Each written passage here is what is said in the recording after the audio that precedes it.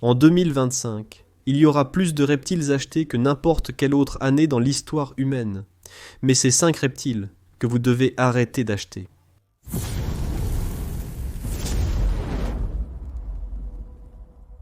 Je suppose que c'est une chose assez audacieuse de dire d'arrêter d'acheter certains reptiles.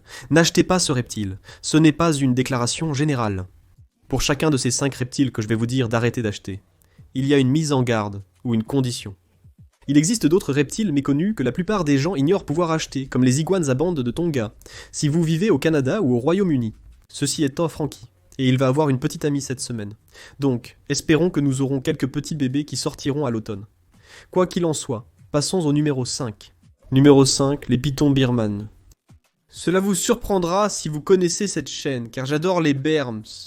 Les pitons birmanes sont mes serpents préférés.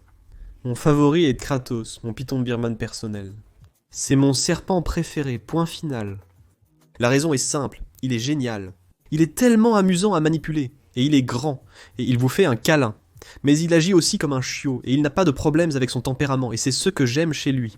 Alors pourquoi est-ce que je vous dis de ne pas les obtenir ? Eh bien, il y a une très bonne raison à cela. Et c'est parce que la plupart des gens ne peuvent pas les avoir légalement, et que le reste ne devrait pas les avoir éthiquement. La raison de cela est simple. La plupart des pitons birmanes vont devenir grands. Un python birman de 15 pieds n'est pas du tout fou. Attendez-vous à ce que votre python birman atteigne entre 13 et 16 pieds, en particulier les femelles étant plus grandes que les mâles. Il y a bien sûr des exceptions. Par exemple, voici Thunder. Thunder a, je suppose, 5 ou 6 ans à ce stade, donc techniquement, elle est adulte, et elle mesure peut-être 8 pieds, et elle est mince, donc elle est une sorte d'anomalie. Les femelles sont généralement plus grandes, surtout si elles ne sont pas des variétés naines, mais je ne sais pas si c'est son cas. Je ne pense pas qu'elle soit où Kratosset. Même à 13 pieds, c'est encore une taille de serpent raisonnable. J'ai vu des brûlures bien plus grandes. Donc je vais vous dire 2 choses ici. Ce n'est pas que vous ne devriez pas en avoir un si vous n'avez pas l'espace en ce moment, mais vous avez besoin d'un plan. Avez-vous un enclos qui fait 8 pieds, sur 4 pieds en empreinte ? La plupart des gens n'en ont pas. Si vous n'avez pas l'espace pour cela, ou si vous n'avez pas une très bonne idée que vous aurez l'espace pour cela, ne prenez pas un bébé car en 4 ans, ce sera un serpent adulte. Et cela arrive très vite, les gens pensent, oh bien, j'ai beaucoup de temps. Ce n'est pas le cas. Je tournais des vidéos ici il y a 4 ans, mais j'ai l'impression d'avoir emménagé hier. Ça passe si vite. Il y a 4 ans, je n'avais même pas cet animal. Et maintenant, il est l'élément central de la chaîne. Il y a 4 ans, ces serpents rares rhinocéros ressemblaient à ça. Il y a 4 ans, Thunder ressemblait à ça, et maintenant, elle ressemble à ça. Sinon, ayez une stratégie de sortie. Avec un chien, je ne conseillerais jamais d'y aller, si vous prévoyez de vous en débarrasser. Les chiens ne vont pas être relogés sans conséquence, cela va peser sur eux. Ils vont créer un lien avec vous. Les pitons birmans ne ressentiront pas cela. Ayez au moins un plan où un ami accepte de prendre l'animal si besoin.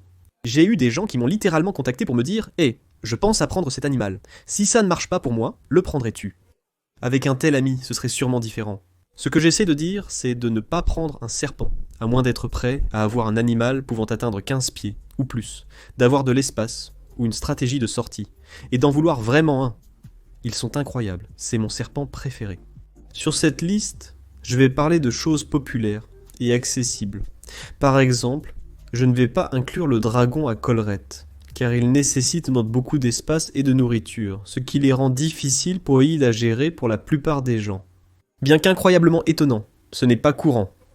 4e sur la liste, ruinons-le avec un amphibien. Je serai bref car peu suffit pour décrire les axolotls. Ils sont devenus très populaires quand ils étaient sur Minecraft. C'était il y a quelques années pendant, vous savez, la pandémie d'il y a 4 ou 5 ans. Peu importe. Et ils ne conviennent pas à la plupart des gens, car ils sont très difficiles à entretenir.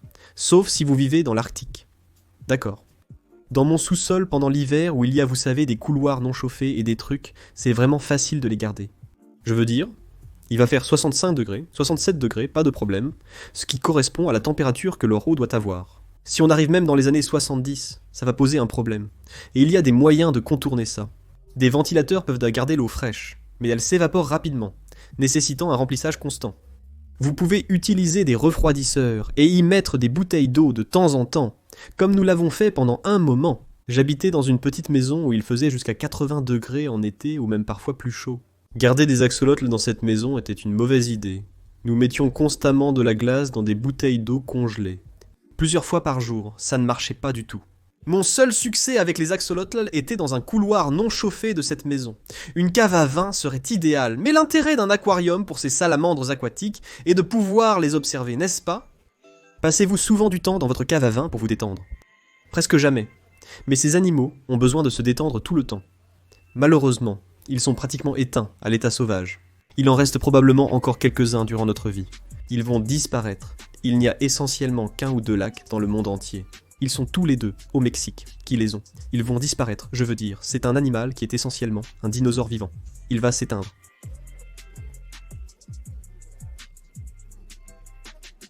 Numéro 3. Capitaine évident.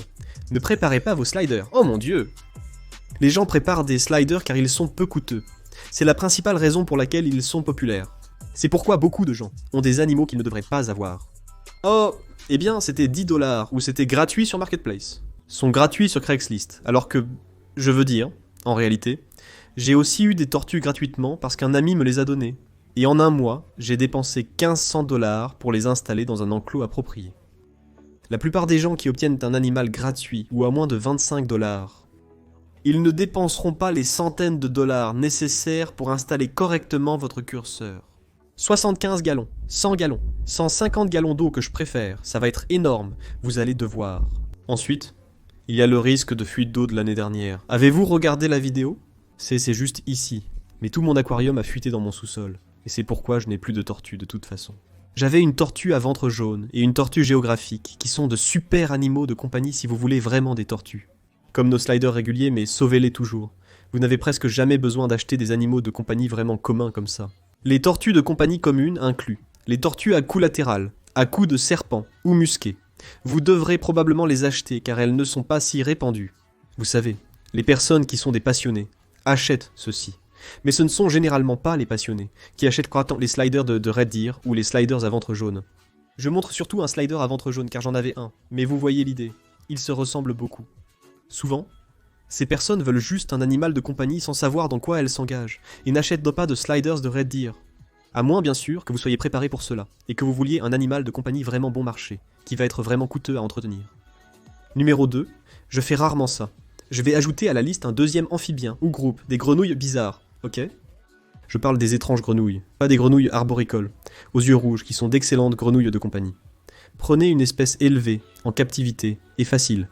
Si vous voulez une grenouille Pac-Man, ou une grenouille arboricole aux yeux rouges, faites-le jusqu'à satisfaction. Elles sont un peu difficiles dans... Les grenouilles sont faciles à garder en comparaison à certains reptiles. Pour quelque chose de vraiment cool, optez pour un Crusioila par exemple. Les Crusioilas, Craspidopus ou Sylvia sont tous super et géniaux. Ils ont vraiment l'air cool, ils sont grands, ils sont voyants. Mais ils ont un problème avec les anus prolapsus. Ça sonne dégoûtant, mais c'est vrai. Ils sont plus difficiles à garder, et meurent souvent. La plupart de mes amis en ont. Mais maintenant seulement 2 ou 3, car ils sont difficiles à garder et ne durent pas longtemps. C'est un bon exemple. Sont-ce ces grenouilles à feuilles, ou grenouilles à cornes, que certaines personnes appellent grenouilles à feuilles malaisiennes. En résumé, ceux-ci sont chouettes. J'en ai eu quelques-uns pendant quelques semaines avant qu'ils ne meurent. Maintenant, bien sûr, ils ont été amenés de Malaisie, ces gars étaient cool. Ils sonnent comme une alarme incendie quand ils bipent. Je les adore. Ma grenouille préférée de tous les temps sont ces animaux que j'ai vus sur la couverture d'un magazine de reptiles. Quand j'étais enfant, j'ai été obsédé par les grenouilles singes cireuses et les grenouilles arboricoles.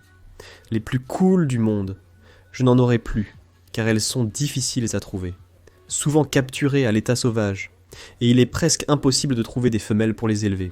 Elles s'assoient au soleil, ce que aucune grenouille ne fait, et elles ont comme ces protubérances cireuses qu'elles utilisent comme un écran solaire. Tellement cool le problème, et qu'ils sont presque toujours capturés à l'état sauvage, et ils ne durent pas très longtemps. Maintenant, si vous pouvez trouver des waxy en captivité, allez-y. La plupart de ces grenouilles, si vous pouvez les trouver en captivité. Même les Crusioilas sont difficiles. Ensuite, ce que je recommande à la place. Optez pour une grenouille arboricole aux yeux rouges, ou une grenouille arboricole de white pour quelque chose de grand. Elles seront bruyantes, mais incroyablement géniales. Elles sont juste, des grenouilles étranges, arrêtez de les acheter. Elles sont juste en train de mourir, à moins que vous ne soyez un vrai passionné. Numéro 1, les varans de savane. Aucune surprise ici. J'ai tout un fan club de gens, alors qu'ils sont comme l'opposé d'un fan club qui aiment les savanes et me détestent. parce que je continue à parler d'eux. Et la raison est que la plupart des gens ne peuvent pas les gérer. Et je comprends si vous voulez un moniteur et que vous ne voulez rien payer pour cela. Les moniteurs de savane sont cool, mais ils sont souvent capturés à l'état sauvage, ce qui pose un problème éthique récurrent dans le commerce des animaux exotiques.